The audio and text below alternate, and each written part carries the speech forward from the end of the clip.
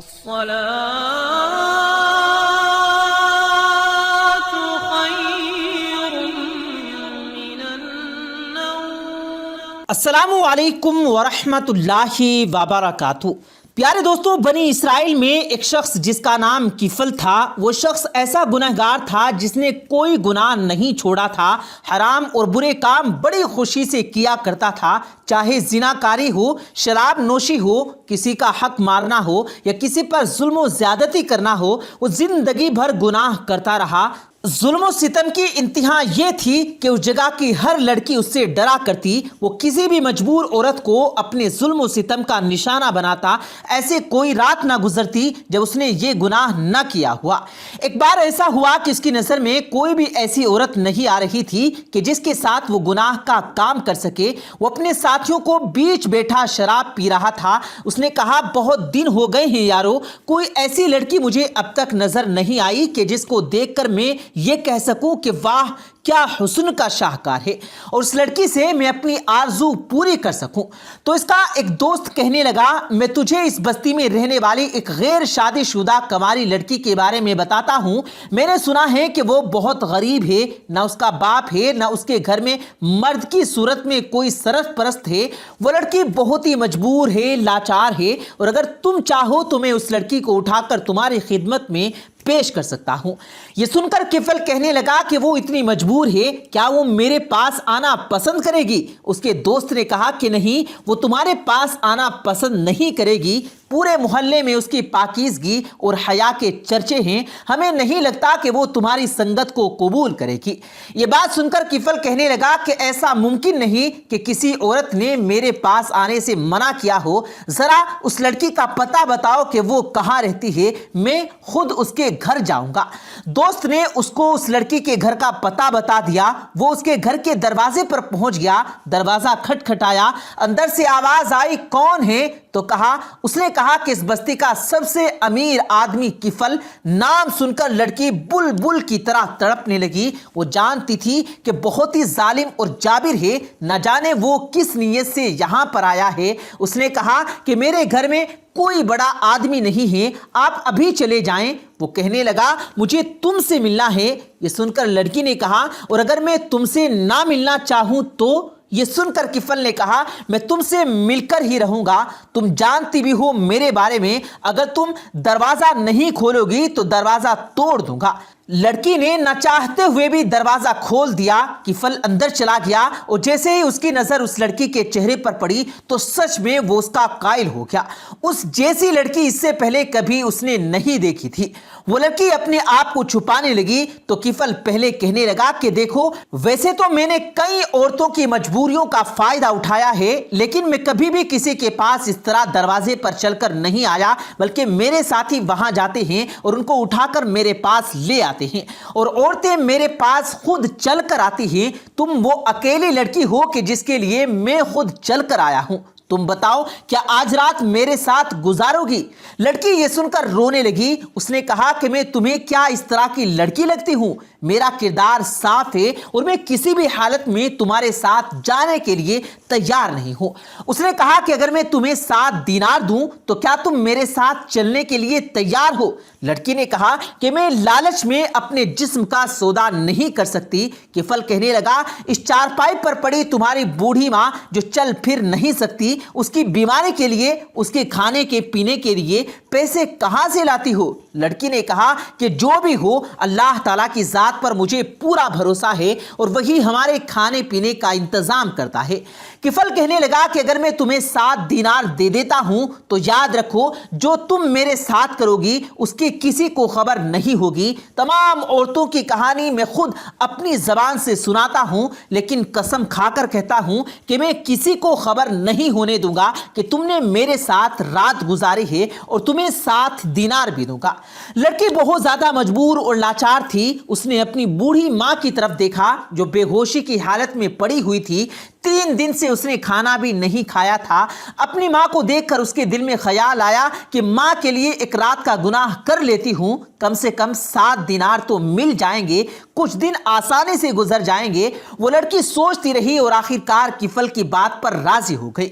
کچھ دیر کے بعد وہ لڑکی کفل کے گھر پہنچ گئی. جبکہ کفل لڑکی سے بدکاری کرنے کے لیے آگے بڑھا تو نہ جانے کیا ہوا کہ وہ لڑکی تھر تھر کانپنے لگی. ایسا لگ رہا تھا کہ جیسے اسے شدید بخار چڑھ گیا ہو. ایسے تڑپ رہی تھی جیسے اس کی روح جسم سے نکل جائے گی. جبکہ کفل لڑکی کو اس طرح سے کانپتے ہوئے دیکھا تو وہ پیچھے ہٹ گیا. اسے خوف آ رہا تھا, ڈر لگ رہا تھا. زندگی میں اسے پہلی دفعہ ایسا خوف آیا تھا. لیکن اس لڑکی کو چھونے سے پہلے جب اسے خوف محسوس ہوا تو اس نے لڑکی سے پوچھا کہ تجھے کس چیز نے رلایا, ایسے کیا بات ہوئی؟ ہاں میں نے تجھے مجبور کیا, لیکن اس قدر تجھے مجبور نہیں کیا. تجھے یاد ہے نا کہ تو اپنی بوڑھی ماں کی خاطر میرے ساتھ رات گزارنے کے لیے آئی ہے, اور میں نے تم سے وعدہ بھی کیا کہ میں تجھے بدنام نہیں کروں گا. پھر تجھے کس بات کا ڈر ہے؟ لوگوں تک تیری خبر نہیں پہنچے گی اور ہمیں یہاں پر دیکھنے والا کوئی بھی نہیں ہے. لڑکی نے جواب دیا, ایسی بات نہیں, لیکن میں نے ایسا کام پہلے کبھی نہیں کیا, بلکہ مجھے صرف مجبوری نے اس بات پر مجبور کیا ہے.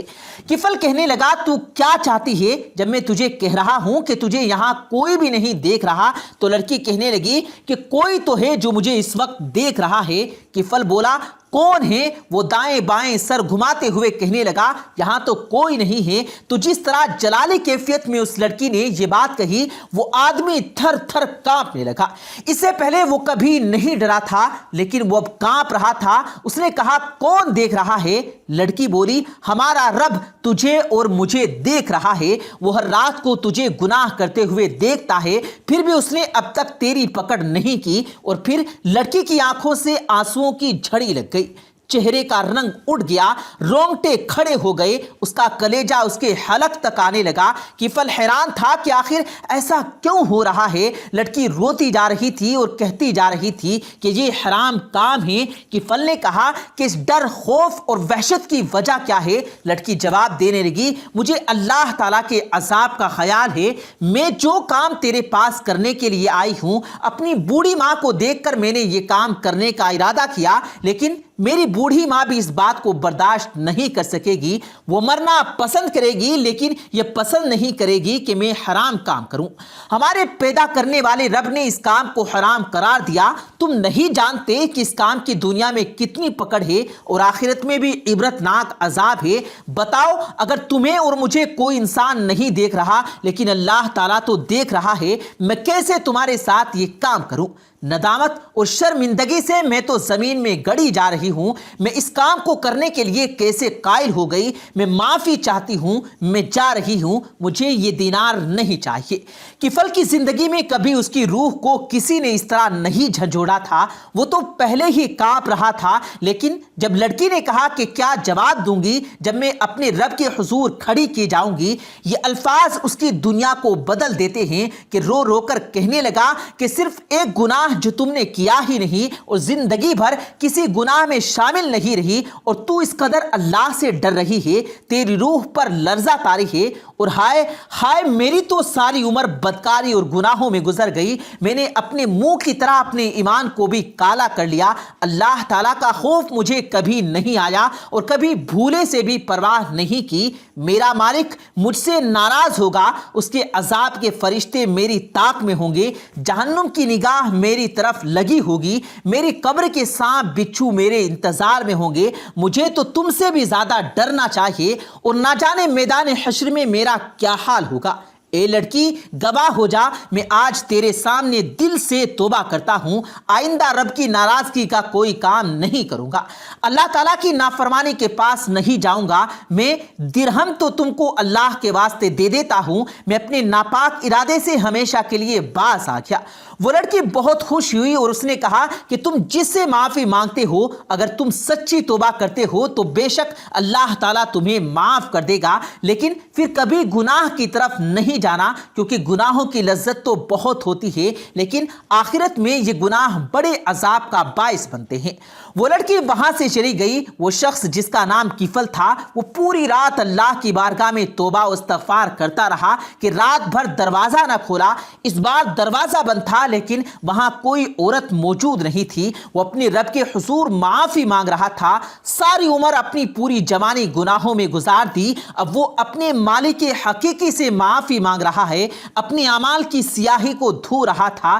اے اللہ مجھے معاف کر دے. ایک لڑکی نے میری آنکھیں کھول دی. میں اپنا دامن اور دامن امید پھیلا کر دستے دعا دراز کرتا ہوں. اے اللہ میری سرکشی سے درگزر فرما. تو بہت معاف کرنے والا ہے. مجھ گنہگار کو معاف کر دے. تو بہت رحیم و کریم ہے. تو مجھے معاف کر دے. تو معاف کرنے والا ہے.